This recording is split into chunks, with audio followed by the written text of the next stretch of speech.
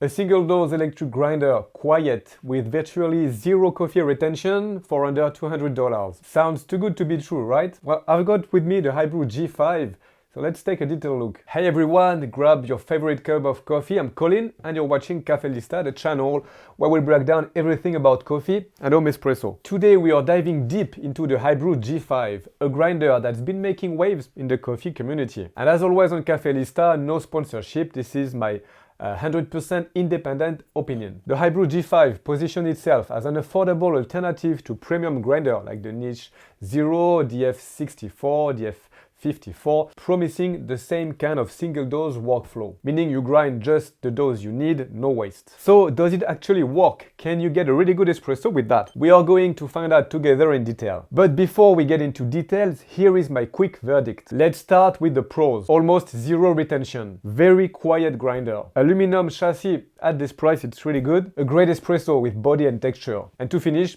unbeatable price. Now the cons: fairly lightweight, moves slightly, the dial arrow difficult to see here, and a fairly narrow dialing in window. But now let's get into the details, what it does well, not so well.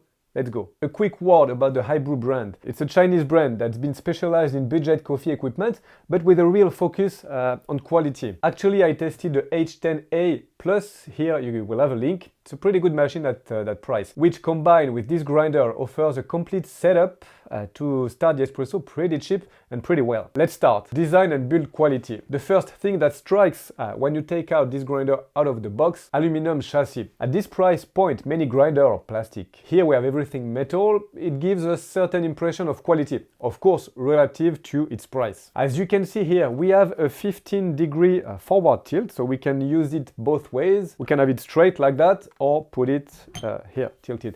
So why? It's pretty interesting because the grind coffee will fall naturally in the container without getting stuck in the burrs. And we will look at the retention. This grinder, as you could see, is fairly lightweight. So this is great because you can move it pretty easily everywhere. And this is also where it hit the first small flaw. It's kind of stability. It's not super stable. It's not dramatic. It won't fall over, but it does move a little bit, especially here when you type the bellows. But the finish is very good for that price. No major flaws, clean assembly. We have a silicone bellows on top, we'll come back to that, a small container to collect the ground coffee, one single button for operation, that's it. Now let's talk about the adjustment system. So we have a dial-in on top with numbers from 0 to 38. In theory, 0 is the finest for espresso, 38 the coarsest for French press. Be careful, the 0 on the dial doesn't necessarily mean to the true 0 point. This is when the burrs touch. But those numbers are just made for indication because this is a stepless grinder, meaning no clicks. You can adjust to the millimeter continuously. This is why it's great for espresso, because this is where small adjustments make all the difference. However, since there are no clicks, you need to note your settings, and we will see sometimes it's not really easy to know where we are. Because the little indicator arrow here on the dial is really hard to see when the grinder is tilted like that. When you want to note your settings, for example, I was at 6.5 for Brazilian coffee, you really need to have to lean in and to look where the arrow is positioned. It's a small detail, not so bad, but it's something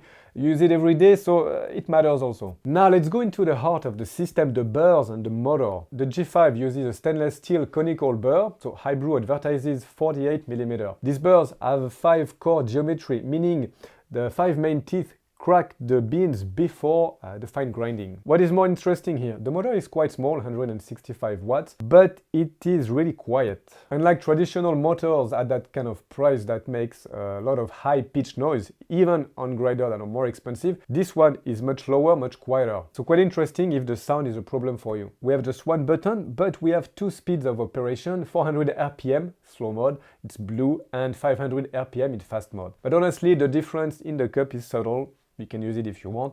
I usually stay on 500. But now, let's talk about retention. This is one of the grinder's big strengths. Retention is when the coffee stays stuck in the grinder after grinding. And that could be a real problem. With the G5 bellows system here, I measured between 0 and 0.1 grams of retention. It is virtually zero, it is really good. You press firmly the bellows at the end and pretty much all the coffee comes out. It is really excellent, so even at $500 grinder, won't necessarily do better. Okay, now the real question, does it make good espresso? I did all my tests with a medium roast coffee. I tried light roast, 18.5 grams in my portafilter, and the verdict is quite positive, very positive, even again relative to the price. The G5 produces a grind that works really well for espresso. The coffee in the cup has body, beautiful texture, crema, it is smooth, rich. For medium to medium dark, it's very satisfying. However, watch out for the dialing in range. I noticed the optimal window is fairly narrow. For example, at the beginning, I set up the grinder on 8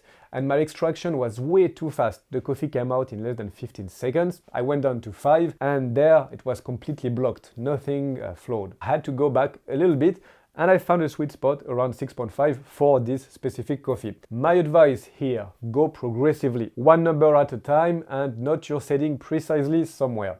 Don't jump 3-4 numbers at once. You might go like me from too fast to completely blocked. And by the way, if you really want to master espresso extraction, understand how to adjust your grinder, I have prepared a free guide. It's in the description. You can go have a look and download it. Now let's go back with the grinder. So let's be honest also, it has its limits. If you're a fan of very light roast coffee, it's a little bit more delicate. These coffees are very dense and the G5 motor can struggle. The trick here is to always start the grinder before adding the beans. Never do a cold start. If you also want a grinder for filter coffee, slow coffee, it's not necessarily the best. The Conical burrs produce quite a lot of fine particles, great for espresso, but it can slow the flow for filter coffee, bring less aromatic clarity. So it's not impossible, but it's clearly not the grinder's strong point. The G5 for me is designed for espresso, designed well. I used it for several weeks and in the daily use it's quite pleasant. As every single dose grinder, so you weigh your beans, put them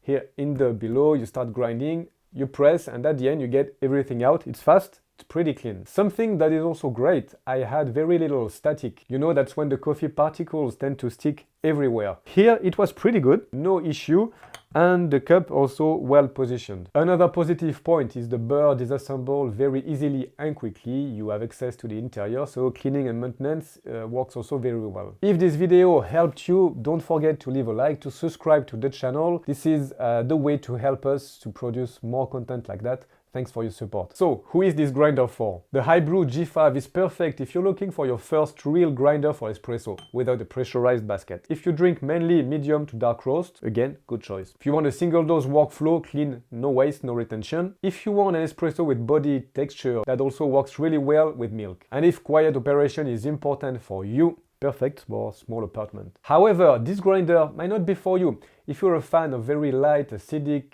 type of roast. And if you want a grinder that does a bit of everything, if you drink a lot of filter coffee, slow coffee, again, maybe not the best. Price-wise, the G5 is found between $170 and less than $200 or euros, pretty much the same, so depending where you buy it. At this price, it is an excellent value, I think, for the money. Hard to beat. Now the question remains fairly unknown about customer service in case of problem. There is a little visibility since everything is quite recent. So it's up to you to see if it's worth it. I'll give you my opinion in the conclusion. A few alternatives. Quickly. Of course, we have the Niche 0, it's clearly superior, Conical Burr 2, much more expensive, DF64, 54, great alternatives, flat burrs. If you want to go manual, we have the cheap K6 from King Grinder, produces maybe a more uniform, complete grind, but it is a manual grinder. To summarize, what do I think? I think the HiBREW G5 is a grinder that delivers on its promises. It's a decent middle design, virtually zero retention, quiet. It produces great grind for espresso with body and texture for medium to dark roast. Yes, it has a few small flaws.